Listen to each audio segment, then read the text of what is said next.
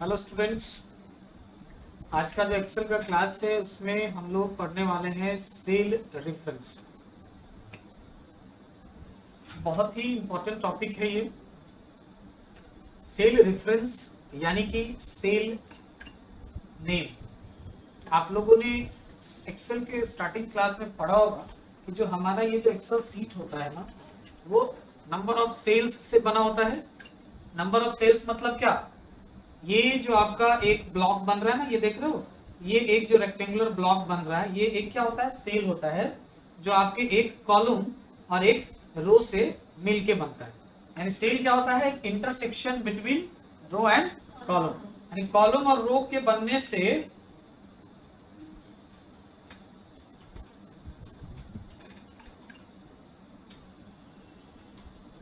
ठीक है,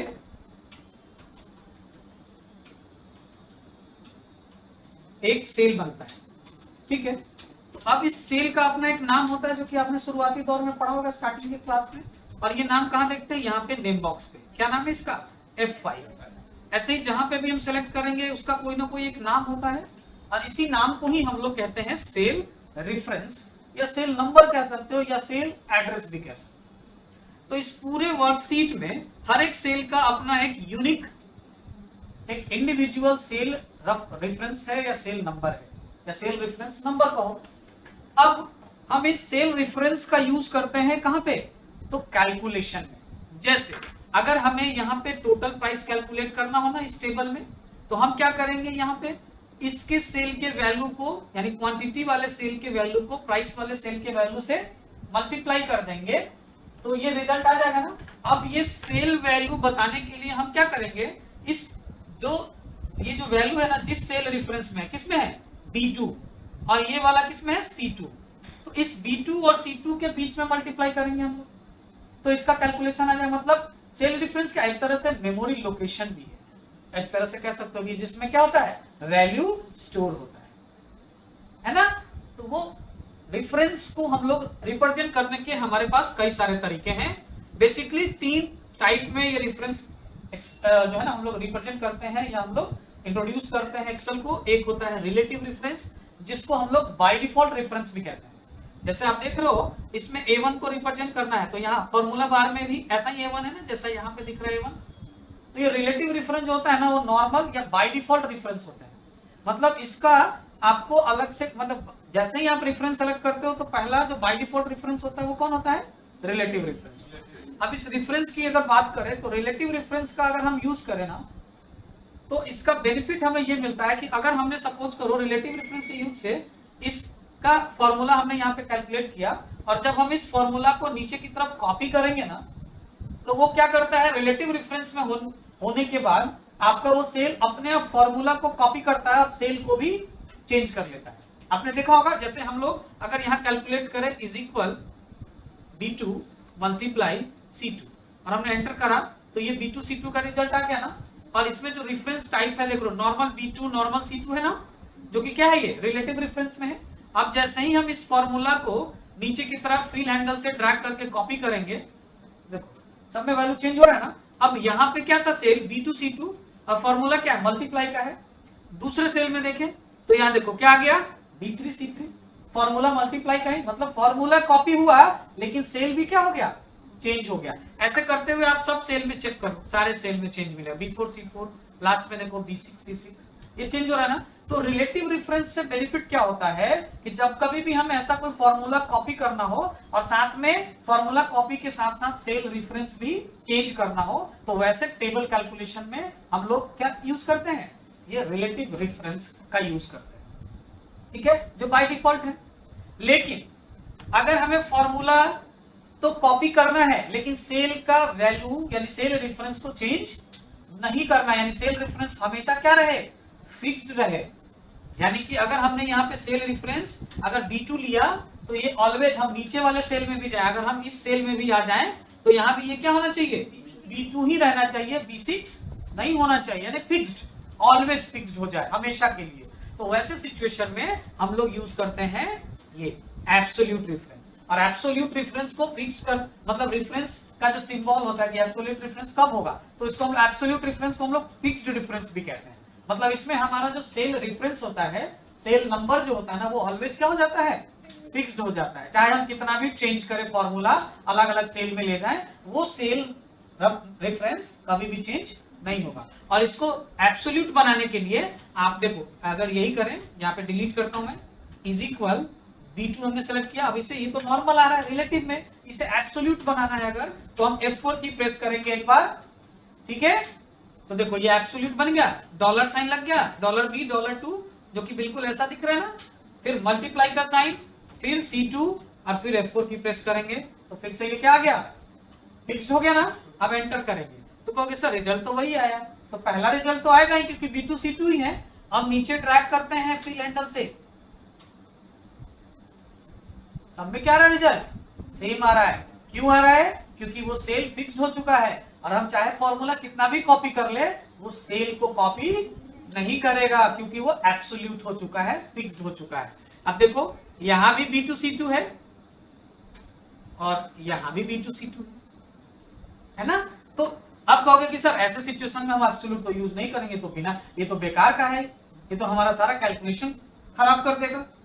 तो बिल्कुल, अगर ऐसा कैलकुलेटिव टेबल है तो उसके लिए एब्सोल्यूट नहीं है, तो फिर आप रिलेटिव यूज करो ना, कोई प्रॉब्लम नहीं है, ठीक है। तो फिर सर रिलेटिव तो यूज करें, हम एब्सोल्यूट कब यूज करेंगे, कहां यूज करेंगे, ऐसा कोई रिजल्ट एग्जांपल। तो चलिए हमारे पास एक C2 में चलते हैं, इसको रिलेटिव से वापस से कर लेते हैं, B2 मल्टीप्लाई C2, रिलेटिव में हमने किया। अब देखो ये कंट्रोल C से कॉपी कर लो, फिल हैंडल से ड्रैग नहीं कर रहा है आपकी बात, कॉपी किया कंट्रोल C से, और ये सेल सेलेक्ट करके और कंट्रोल भी दबा दो, तो देखो ये फॉर्मूला कॉपी हो गया और पेस्ट हो गया, सेल चेंज हो गया ना। देखो यहाँ पे सेल चेंज हो गया, ओके। अब चलते हैं हम लोग एब्सोल्यूट का एग्जांपल देखते हैं कि एब्सोल्यूट कहां पे हमारे लिए बेनिफिशियल होगा, कहां पे हम उसका यूज करें जो हमारे सच में काम का होगा। ऐसे में तो काम का नहीं रहा जो अभी वाले एग्जांपल में, तो काम का कैसे होगा।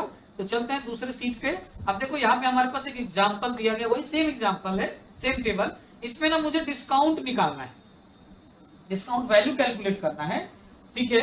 डिस्काउंट वैल्यू क्या मतलब, इसका पहले टोटल प्राइस निकाल के, और उस टोटल का हमें कितना परसेंट, 5% डिस्काउंट करना है सारे सेल के लिए। सारे सेल के लिए कितना परसेंट डिस्काउंट, 5%। और ये 5% किस सेल में है, E1 में है ना। अब देखो इज इक्वल, और ब्रैकेट के अंदर हम पहले टोटल प्राइस निकाल लेते हैं, यानी कि ये क्वांटिटी मल्टीप्लाई प्राइस, और ब्रैकेट क्लोज। तो एंटर करेंगे तो ये तो टोटल प्राइस आ गया, लेकिन यही नहीं छोड़ना, इसको एडिट करना है, तो डबल क्लिक। अब इसमें आगे इनटू यानी मल्टीप्लाई, और इसका जो टोटल है उस पूरे का कितना 5%, यानी मल्टीप्लाई बाय वो 5%, यानी हमने E1 सेल सेलेक्ट कर लिया, एंटर किया, तो देखो टोटल का 5% निकल के आ गया डिस्काउंट प्राइस, डिस्काउंट वैल्यू। अब इसको ड्रैग करते हैं, कॉपी होगा, ये देखिए ये रिजल्ट आया आपका। क्या ये सही रिजल्ट है क्या, नहीं। क्यों आया ऐसा रिजल्ट, तो देखो इस सेल में तो E1 यानी ये वाला सेल डिस्काउंट निकल गया, लेकिन अगले सेल में देखो ये क्या बन गया, E2, उसके अगले सेल में क्या बन गया, E3, उसके अगले सेल में E4, और उसके अगले सेल में E5। लेकिन हमें तो ये हमेशा E1 ही ना रखना था, और ये E1 E2 E5। अब E5 में क्या है, यहाँ पे ये सब देखो ब्लैंक है सारा, तो ब्लैंक की वजह से ये सब 0 0 आ गया, और यहाँ पे ये टोटल प्राइस किसी को मिला होगा तो ये वैल्यू आ गया, क्योंकि ये तो कैलकुलेशन नहीं होगा टेक्स्ट के साथ। तो हमें क्या है यहाँ पे एब्सोल्यूट फिक्स डिफरेंस की जरूरत पड़ेगी ना, क्यों, क्योंकि हमें ये वाला सेल हमेशा क्या रखना है, फिक्स रखना है। तो चलिए आइए इसको डिलीट कर देते हैं, और इसको भी डिलीट करते हैं, वापस से फॉर्मूला लगाते हैं, इज इक्वल ब्रैकेट ओपन, ये क्वांटिटी मल्टीप्लाई प्राइस। इसको हम रिलेटिव ही रखेंगे क्योंकि इसमें हर बार हमें क्या करना है, चेंजेस करने हैं। फिर मल्टीप्लाई, और ये डिस्काउंट परसेंट, और इसको F4 की प्रेस करके क्या कर लेंगे, फिक्स कर देंगे, एब्सोल्यूट कर लेंगे। अब एंटर करेंगे और अब ड्रैग करते हैं, है सबका रिजल्ट, है ना, है ना। तो ये हुआ ना एब्सोल्यूट, काम का हुआ ना। इस ऐसा अगर कैलकुलेशन करना होगा तो हमारे लिए एब्सोल्यूट अगर नहीं होता, अगर एक्सेल ने एब्सोल्यूट रेफरेंस नहीं बनाया होता, तो फिर ऐसा कैलकुलेशन नहीं कर पाते। कैसे करना होता, अगर ऐसा नहीं कर पाते तो हर एक सेल में अलग अलग कैलकुलेशन करना होता, हर बार E1 जाके सेलेक्ट करना होता, है ना। तो हमारा काम क्या होता, बढ़ जाता, ठीक है ना।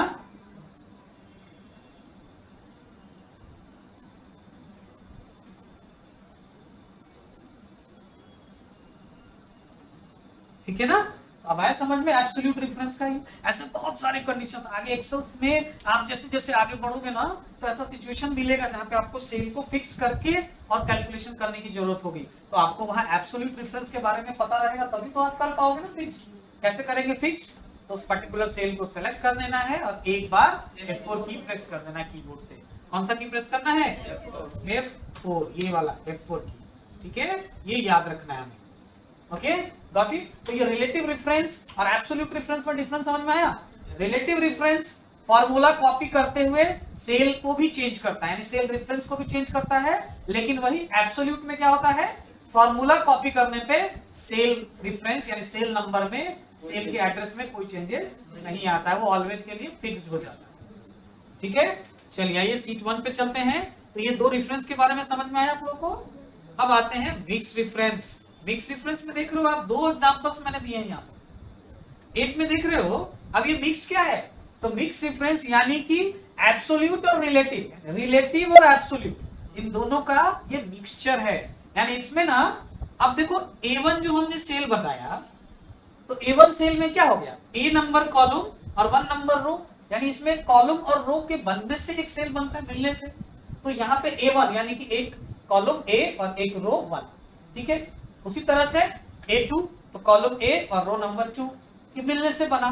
तो अब उसमें कॉलम भी है और रो भी है एक सेल के अंदर। तो मिक्स में क्या होता है ना कि एक कॉलम या रो, किसी एक को रिलेटिव और किसी एक को हम लोग क्या कर लेते हैं? एब्सोल्यूट कर देते हैं, यानी फिक्स्ड कर देते हैं। तो वो बन जाता है हमारा क्या? मिक्स बन जाता है। मतलब एक रिलेटिव भी है और एक एब्सोल्यूट भी है। अब दोनों कंडीशन हो सकते हैं, एक में रो रिलेटिव होगा तो कॉलम एब्सोल्यूट होगा, और दूसरे में रो एब्सोल्यूट होगा तो कॉलम रिलेटिव होगा। अब कौन एब्सोल्यूट और कौन रिलेटिव होगा?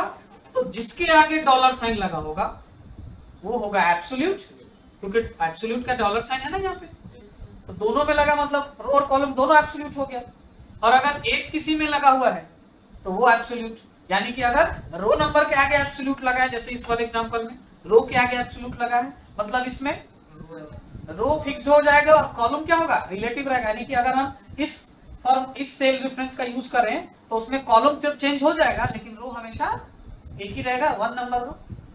और इसकी अगर बात करें तो इसमें कॉलम एब्सोल्यूट हो गया और रो रिलेटिव है, मतलब इसमें कॉलम हमेशा फिक्स रहेगा, ए नंबर कॉलम, लेकिन रो हमेशा क्या होगा? चेंज होता रहेगा, क्योंकि रिलेटिव है। अब अगर हमें इन दोनों में चेंज करना हो तो कैसे करोगे?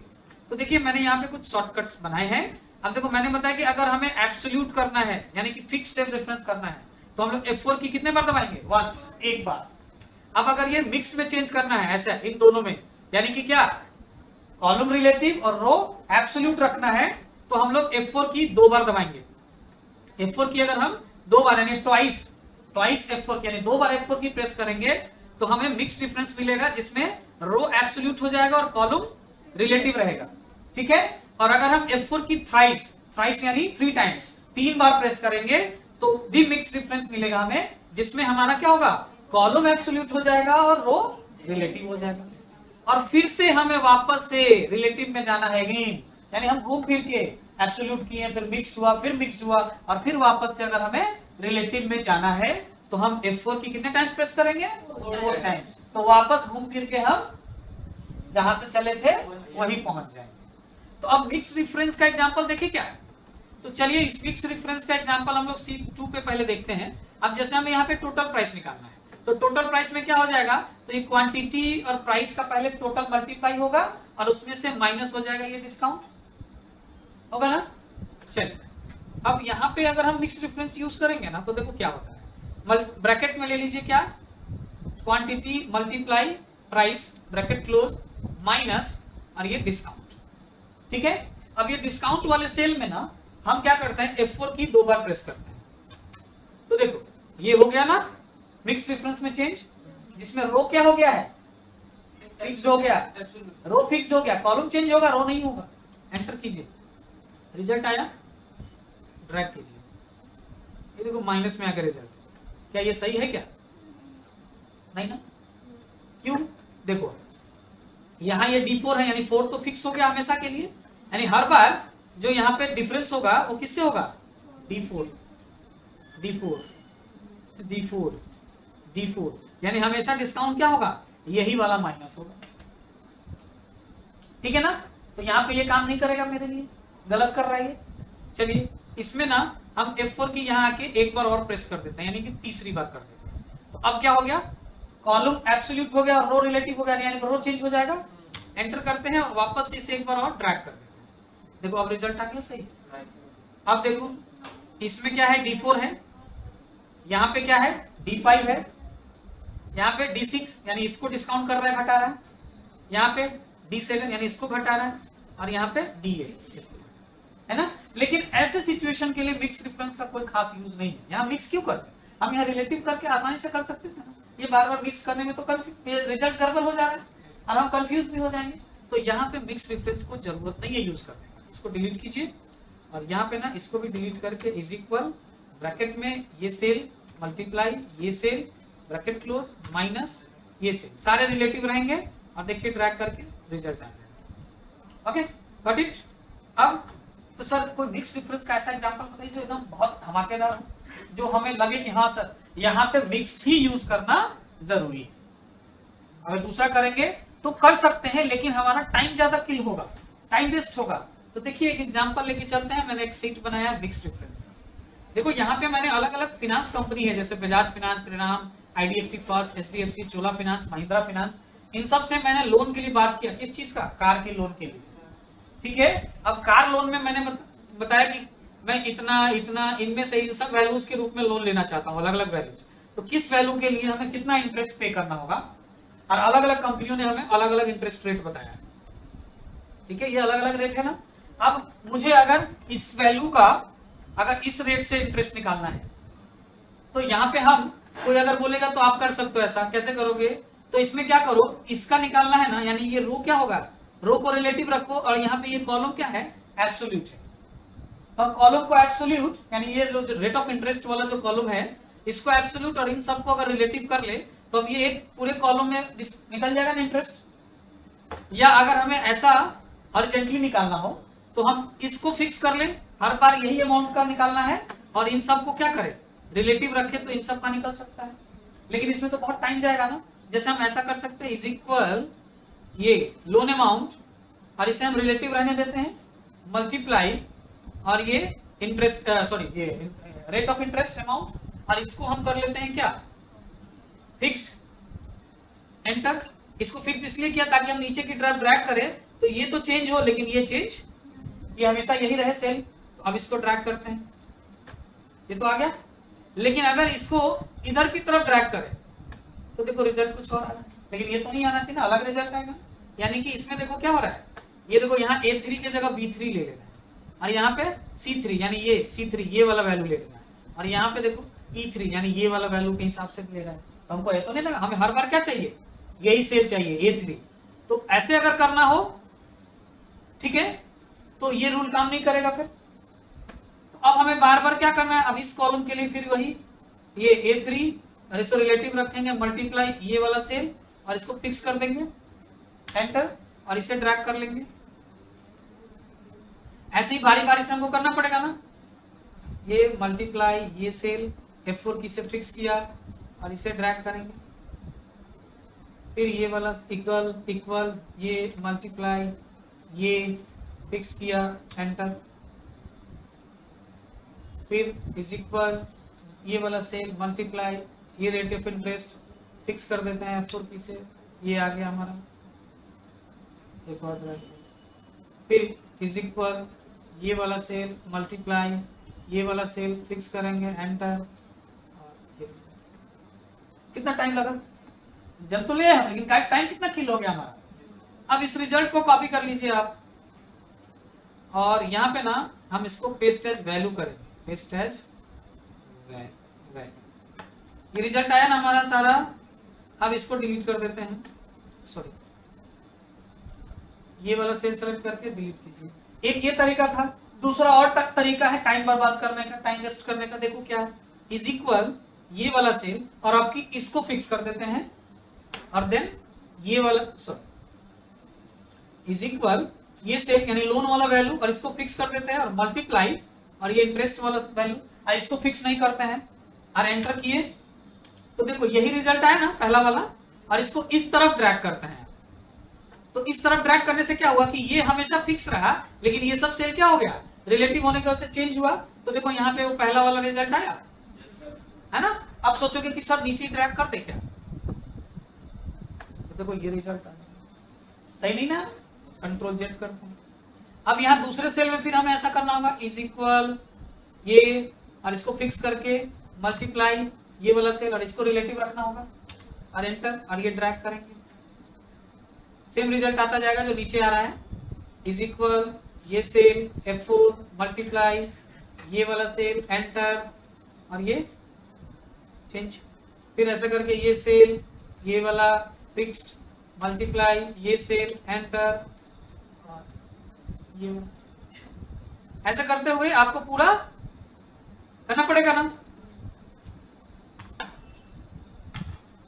रिजल्ट आएगा, सेम रिजल्ट आएगा, देखो सेम रिजल्ट आ रहा ना, लेकिन टाइम कितना लग रहा है। कोई ऐसा सॉल्यूशन हो सर जो हम एक बार फॉर्मूला लगाएं और हम क्या करें, ऐसे ड्रैग कर दें और फिर ऐसे ड्रैग कर दें और पूरा नीचे तक भी ऐसे ड्रैग कर लें, तो सब में एक बार में रिजल्ट आए। ऐसा कोई फॉर्मूला, ताकि हम क्या करें, ये जो घंटे भर जो हम लगा रहे हैं ये हमारा काम सेकेंडों में हो जाए, मिनट भी नहीं। तो अब यहाँ पे देखिए हमें हर बार क्या करना पड़ रहा है, किसी एक बार में इधर रो को चेंज कराना पड़ रहा है, कॉलम को फिक्स करना पड़ रहा है। अगर हम टॉप टू बॉटम आ रहे हैं, ऊपर से नीचे आ रहे हैं तो, और अगर हम लेफ्ट टू राइट जा रहे हैं तो हमें क्या करना पड़ रहा है, ये रो को फिक्स करना पड़ रहा है और ये कॉलम्स को सारे को चेंज कराना पड़ रहा है। मतलब एक में क्या है कि रो रिलेटिव हो रहा है और कॉलम एब्सोल्यूट हो रहा है, और एक कंडीशन में कॉलम एब्सोल्यूट है और रो रिलेटिव रखना पड़ रहा है। तो हमारे पास तो दोनों चीज है ना, मिक्स रेफरेंस हमने पढ़ा ना, तो दोनों तो है ना, कॉलम रिलेटिव रो एब्सोल्यूट का भी है और कॉलम एब्सोल्यूट और रो रिलेटिव का भी है। तो क्यों ना यही दोनों यूज कर लिया जाए, जिससे एक ही बार में हमारा काम पूरा हो जाएगा। तो चलिए देखते हैं कैसे यूज करेंगे। तो यहाँ पे हमने लगाया इज इक्वल, इस सेल को सेलेक्ट किया। अब इस सेल को जब हम सेलेक्ट करेंगे, इसके बाद हम इसको मिक्स में चेंज करेंगे, तो क्या करना है, रो रिलेटिव रखना है कि कॉलम रिलेटिव रखना है, कैसे डिसाइड होगा। तो अगर ये नीचे की तरफ जाएगा, तो नीचे की तरफ जाएगा तो इसमें कॉलम को हम एब्सोल्यूट रखें और रो को रिलेटिव रखना पड़ेगा, ताकि ये सारे कॉलम्स का वैल्यू, सारे रो का वैल्यू चेंज करेगा। यानी इसमें रो को क्या रखना है, रिलेटिव। F4 की 3 बार प्रेस करेंगे, थ्राइस, 1 2 3। तो देखिए कॉलम एब्सोल्यूट हो गया इसमें और रो रिलेटिव, यानी हर बार हमें A नंबर कॉलम ही लेना है ना, और रो नंबर हमेशा चेंज होना चाहिए। उसके बाद मल्टीप्लाई तो करना है ही, तो मल्टीप्लाई, और उसके बाद ये वाला सेल। अब इसमें क्या होगा, कॉलम हमें हमेशा चेंज कराना है, यानी कि कॉलम को रिलेटिव रखना है, और रो हमेशा क्या रहेगा इसमें, एक अगर हम लेफ्ट टू राइट जाएंगे तो अगर 3 नंबर रो है तो हमेशा क्या रहेगा, वो 3 नंबर ही रहेगा। अगर यहाँ 2 नंबर रो है तो हमेशा वो क्या रहेगा, 2 नंबर ही रो रखना है। यानी कि इस कंडीशन में कॉलम को रिलेटिव और रो को हमें क्या रखना है, एब्सोल्यूट रखना है। तो F4 की 2 बार प्रेस कीजिए, तो देखिए इसमें कॉलम रिलेटिव हो गया, रो एब्सोल्यूट हो गया। अब एंटर कीजिए, पहला रिजल्ट आया। अब आप इधर की तरफ ड्रैग कीजिए, देखो पहला वाला रिजल्ट यहां से मिलाओ, आया क्या, या फिर आप इसको डिलीट कर देता हूं मैं, आप नीचे की तरफ ड्रैग कीजिए, तो देखो पहला वाला रिजल्ट आ रहा है क्या। अब आप यहां ये पूरा सेलेक्ट रखिए, सॉरी यहां तक, और इसे आप इधर की तरफ ले जाइए, देखिए सारे रिजल्ट आ गए क्या। बस एक ही बात हुआ ना, और सेकंड में काम खत्म हुआ। अब ये कहोगे सर ऐसा किया आपने, आप ऐसा कीजिए ना सर कि ये वाला भी डिलीट कर दीजिए और ऐसे करके दिखाइए, तो ये वाला ऐसे ड्रैग किए और अब इस पूरे को सेलेक्ट करके नीचे की तरफ कीजिए, सेम रिजल्ट है ना। चुटकियों में काम आसान हुआ ना। तो मिक्स रेफरेंस देखो कितने कमाल का है ना, टोटल धमाल, एकदम एक बार में हमारा पूरा रिजल्ट आ गया। अभी तक अगर हमें सिर्फ रिलेटिव और एब्सोल्यूट का पता होता तो हमको क्या करना होता, ये कितने कॉलम्स हैं, 1 2 3 4 5 6, मतलब 6 मिनट तो लग ही जाते है ना कैलकुलेशन करने में। ये है मिक्स रेफरेंस, इसको इस तरीके से यूज किया जाता है। समझ में आया क्या, ओके नॉट इट। जहां प्रॉब्लम हो पूछ लेंगे, उसके बाद भी प्रॉब्लम हो तो इसका मैं वीडियो अपने YouTube पे डाल दूंगा, आप वीडियो से भी आप बार बार बैठ करके देख सकते हो और सीख सकते हो। याद रखना ये सारे चीजें के लिए आपको प्रैक्टिस बहुत जरूरी है, प्रैक्टिस करना है। जब तक प्रैक्टिस नहीं करोगे खुद से कुछ भी आप नहीं कर पाओगे। ठीक है, तो चलिए चलते हैं आगे। और ये तो हमने 3 रेफरेंस पढ़ लिया ना, ये जो बेसिक रेफरेंस है, लेकिन इस तरीके से पढ़ा होगा आपने जो मैंने बताया। अब आप लोग को एकदम बिल्कुल क्लियर हो गया होगा, ठीक है ना। तो ये 3 बेसिक रेफरेंस ही बताए जाते हैं एक्सेल के अंदर, लेकिन एक्सेल में और भी रेफरेंस है। एक है सर्कुलर और एक है 3D। ठीक है, तो अब जानते हैं कि ये सर्कुलर रेफरेंस क्या है और ये 3D रेफरेंस क्या है। तो सर्कुलर रेफरेंस यानी कि सर्किल में बना हुआ, मतलब इस रेफरेंस में क्या होता है, इसका जनरली यूज ज्यादातर होता नहीं है, लेकिन अगर आपको इसका यूज पता हो तो फार बेटर है, अच्छी बात है। ताकि अगर कोई आपसे पूछ ले कि सर्कुलर रेफरेंस के बारे में कभी जाना है, सुना है, एक्सेल के अंदर होता है, क्या होता है, ऐसा बताओ जरा। तो सर्कुलर रेफरेंस क्या है कि हम इस रेफरेंस को कुछ इस तरीके से डिफाइन करते हैं कि कोई ऐसा सेल जो जिसमें हम कोई कैलकुलेशन कर रहे हैं ना कोई सेल में, तो उस कैलकुलेशन में वही सेल जिसमें हम फॉर्मूला अप्लाई कर रहे हैं, वही सेल उस कैलकुलेशन में भी यूज किया जा रहा है। मतलब एक एग्जांपल देखते हैं, जैसे मैंने यहाँ पे एक सर्कुलर रेफरेंस का सीट बना रखा है। अब यहाँ पे देखो मेरे पास यहाँ पे प्रॉफिट मार्जिन निकालना है और यहाँ पे प्रॉफिट निकालना है। प्रॉफिट कहाँ निकालना है, C7 वाले कॉलम में, और मार्जिन निकालना है C6 में। और मैंने इसके लिए फॉर्मूला यहाँ पे बनाया। तो देखो C6 में जो फॉर्मूला निकालना है उसमें C7 हम यूज कर रहे हैं, और C7 में जो फॉर्मूला निकालना है उसमें हम देखो C6 का यूज कर रहे हैं। यानी क्या हो गया, ये सर्कुलेट हुआ ना। हमने अपने इस फॉर्मूले में इस सेल का भी यूज हो रहा है और इस खुद के अपने सेल का भी यूज कर रहे हैं, और इस सेल में भी हम दूसरे सेल को भी यूज कर रहे हैं और अपने आप को भी अपने खुद के सेल को यूज कर रहे हैं। तो ये इस तरह का जब हम रेफरेंस यूज करते हैं ना किसी कैलकुलेशन किसी फॉर्मूला में, तो इसी को हम लोग कहते हैं सर्कुलर रेफरेंस। कैसे यूज हो रहा है देखो, तो इस कैलकुलेशन को लाने के लिए हमने इस C7 का यूज किया, अब फिर इसको लाने के लिए इसका यूज किया, तो इसमें ऑलरेडी तो पहले C7 यूज हो गया, तब इसमें यूज करेंगे तो मतलब C7 में C7 का यूज हो रहा है इनडायरेक्टली या डायरेक्टली। तो ऐसा जब सर्कुलेट होता है घुमा फिरा के हम कैलकुलेशन में सेल को सेम सेल में उसी सेल को यूज कर लेते हैं कैलकुलेशन में, तो ऐसे रेफरेंस को हम लोग सर्कुलर रेफरेंस। कैसे यूज होगा आइए देखते हैं। तो इसी फॉर्मूला को लगाते हैं। प्रॉफिट मार्जिन हमें क्या निकालना है, तो जो भी प्रॉफिट होगा उसका 8%, तो यहाँ पे लगाएंगे इज इक्वल ये सेल वैल्यू मल्टीप्लाई 8% और एंटर करेंगे। रिजल्ट क्या आएगा 0, क्योंकि अभी ये C7 सेल में क्या है वैल्यू 0 है। अब हमें प्रॉफिट निकालना है, तो प्रॉफिट का मैंने फॉर्मूला बनाया इक्वल C4 यानी ये सेल टोटल अर्निंग माइनस, और ब्रैकेट में हमने लिया है क्या C5 प्लस C6 यानी कि investment minus profit margin. Bracket close किया, अब सॉरी प्लस करना है, सॉरी यहाँ पे मैंने प्लस करना है, एंटर। अब जैसे ही एंटर करोगे ये मैसेज आएगा। क्या मैसेज है, ध्यान से पढ़ो। ट्राई रिमूविंग और चेंजिंग दीज रेफरेंसेज और moving the formula to different cell. क्यों, तो देयर आर वन और मोर सर्कुलर रेफरेंस। आप यहाँ एक या एक से अधिक सर्कुलर रेफरेंस का यूज कर रहे हैं, where a formula refers to its own cell, मतलब फॉर्मूला में क्या खुद के अपने ही सेल का यूज हो रहा है।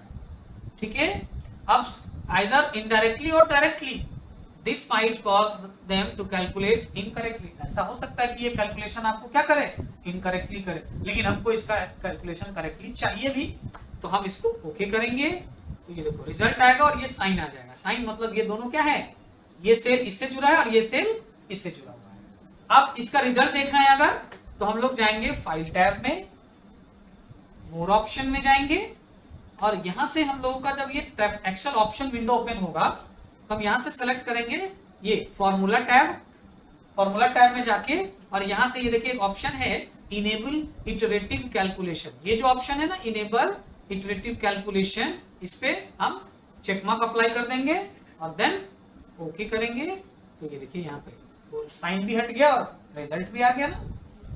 तो इस तरीके से सर्कुलर रेफरेंस यूज, अगर वो हम इनेबल नहीं करते तो हमें रिजल्ट नहीं आता। अब रिजल्ट आ गया ना, अब जाके वहां डिसेबल कर दो, फिर से फाइल में जाओ, मोर ऑप्शन में जाओ, फॉर्मूला में जाओ और इसको यहाँ पे अनचेक कर दो, ओके करो, ओके। अब रिजल्ट भी रहेगा और ये साइन भी रहेगा।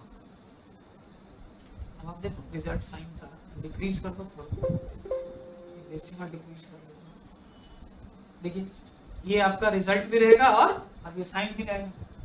तो आपको कैलकुलेशन लाना है एक्यूरेट, तो वहां से इटरेटिव कैलकुलेशन एक्सेल ऑप्शन से जाके फाइल में आप चेंज कर लीजिए, उसको फिर से आप अनचेक कर दीजिए, तो ये साइन रहेगा बना हुआ। ये साइन हटाना चाहते हैं तो वहां पे फिर से जाके चेक मार्क आप अप्लाई कर देंगे। तो इस तरह से सर्कुलर रेफरेंसिंग, गॉट इट? समझ में आया सब लोग को? क्लियर? चलिए आगे बढ़ते हैं और एक और रेफरेंस हम लोग सीखते हैं, 3D रेफरेंस। ठीक है, तो 3D रेफरेंस बड़े कमाल का रेफरेंस है। एक्सेल में एक फीचर है, आगे के चैप्टर में आप लोगों को पढ़ाऊंगा मैं, कंसोलिडेट फीचर। कंसोलिडेट का मतलब होता है एक जगह बहुत सारे चीजों को इकट्ठा करना। तो यहाँ एक्सेल में कंसोलिडेट का मतलब है कि सपोज करो हमारे पास अलग अलग सीट्स है, जैसे यहाँ पे बहुत सारे सीट्स नजर आ रहे हैं ना आपको, तो हमारे पास बहुत सारे अलग अलग सीट्स हैं और उन सारे सीट्स के डेटा को किसी एक पर्टिकुलर सीट में एक जगह कलेक्ट करके लाना है, तो इसके लिए कंसोलिडेट फीचर का यूज किया है। तो ठीक कुछ वैसा ही फीचर हमारे लिए एक्सेल ने इंट्रोड्यूस किया है 3D रेफरेंस के रूप में।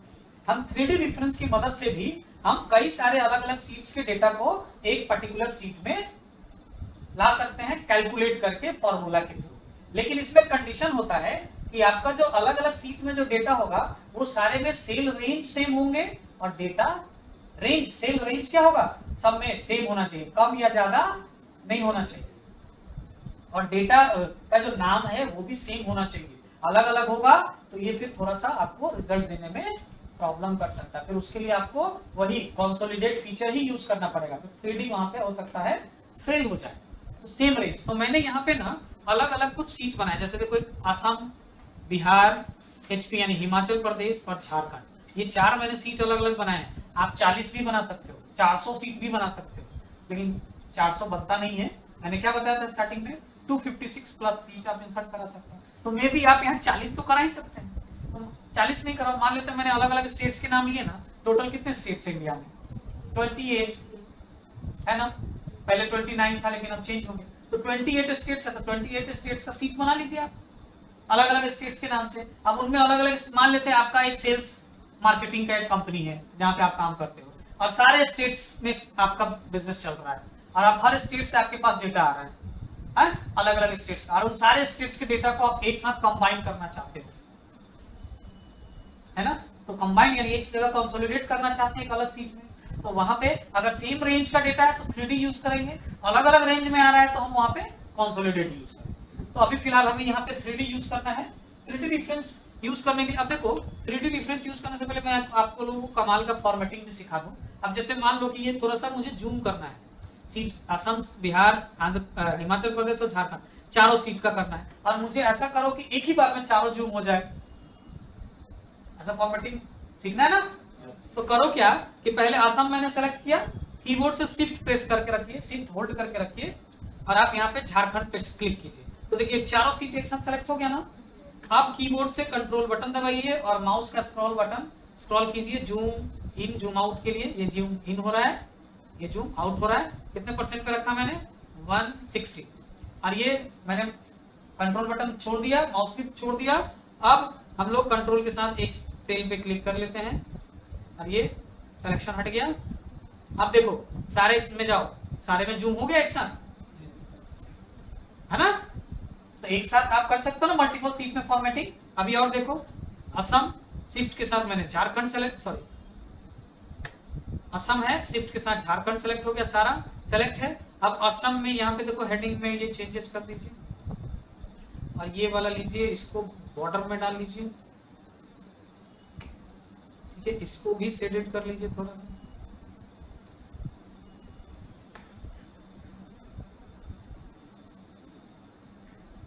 हो गया।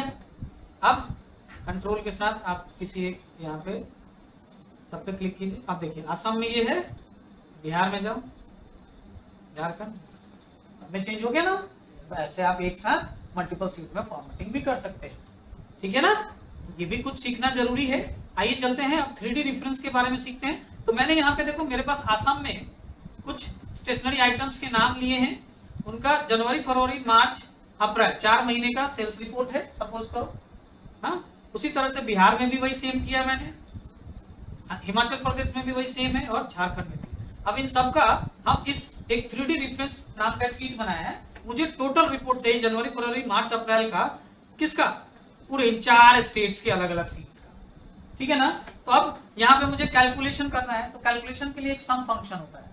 आप यहाँ पे इज इक्वल साइन लगाइए, है ना, सम फंक्शन लगाइए, ब्रैकेट ओपन कीजिए और सबसे पहले सीट असम में चले जाइए और इसका पहला जनवरी महीने का सेल सेलेक्ट करिए। ओके, अब मुझे झारखंड महीने तक, झारखंड वाले सीट तक अलग अलग सीट का सारा सेलेक्ट करना है, तो हमें अलग अलग सीट में जाने की जरूरत नहीं है। कीबोर्ड से शिफ्ट बटन होल्ड करके रखेंगे और डायरेक्ट लास्ट यानी झारखंड वाले सीट पे क्लिक करेंगे। यहाँ देखो फॉर्मूला बार में असम से झारखंड तक का B3 सेलेक्ट हो गया। अब यहाँ फॉर्मूला बार में ही क्लिक करना है आपको, अपने झारखंड या 3D सीट में नहीं जाना। हम इसी फॉर्मूला बार में ब्रैकेट क्लोज करके और एंटर के प्रेस करेंगे। ये देखिए टोटल आ गया यहाँ पे, जनवरी का टोटल किसका, असम का 59, बिहार का 98, हिमाचल प्रदेश का 15 और झारखंड का 54, टोटल मिला के आ गया 226। अब इसे हम इधर ड्रैग करें तो देखो फरवरी मार्च अप्रैल का भी आ गया और नीचे की तरफ ड्रैग करेंगे तो सारे अलग अलग आइटम्स का भी टोटल आ गया।